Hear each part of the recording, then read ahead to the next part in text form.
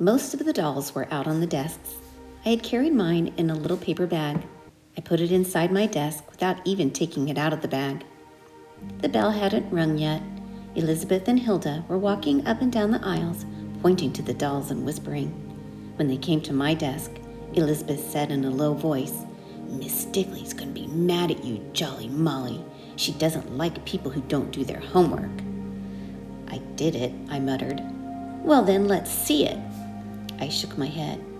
"You didn't do it," Elizabeth taunted. "You didn't. You didn't." I opened the desk and took out the paper bag. I closed the desk and set the bag on top. Slowly, I pulled out the doll. "Oh my goodness," Elizabeth sighed. "How can anyone be as dumb as you, Jolly Molly? That's not a pilgrim. Miss Stigley is going to be really mad at you. Miss Stigley's going to get you this time." My face felt hot as fire. I looked down at my desktop. The bell rang. Elizabeth and Hilda rushed to their seats. I shoved the doll back into my desk. Then Miss Stigley came to me. Without looking up, I pulled my doll out of the desk. I heard Elizabeth laugh out loud. "My goodness, Molly," she cried. "That's not a pilgrim.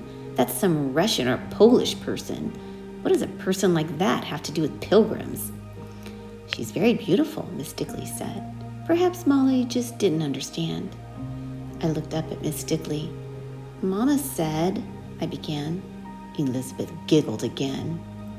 Miss Stigley put her hand on my shoulder. "Tell me what your mama said, Molly."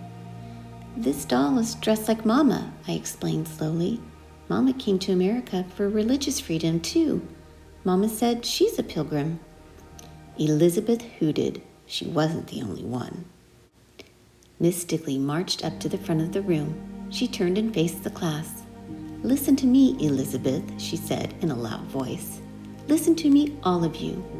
Molly's mother is a pilgrim. She's a modern pilgrim.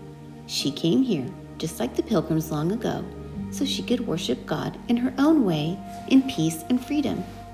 Miss Stigley stared at Elizabeth. "Elizabeth, do you know where the pilgrims got the idea for Thanksgiving?" "They just thought it up, Miss Stigley," Elizabeth said. "No, Elizabeth," Miss Stigley replied. "They read in the Bible about the Jewish harvest holiday of tabernacles. I knew that holiday. We call it Sukkot." Miss Stigley was still talking. "The pilgrims got the idea for Thanksgiving from Jews like Molly and her mama." She marched down the aisle to my desk again. "May I have your doll for a while, Molly?" "Sure," I said. "I'm going to put this beautiful doll on my desk," Miss Stigley announced, "where everyone can see it all the time. It will remind us all that pilgrims are still coming to America." She smiled at me. "I'd like to meet your mama, Molly. Please have her come to see me one day after school." "Your doll is the most beautiful, Molly," Emma said. Emma sat next to me. "Your doll is the most beautiful one of all." I nodded. "Yes," I said, "I know."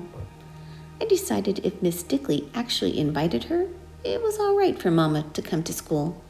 I decided something else too. I decided it takes all kinds of pilgrims to make a Thanksgiving.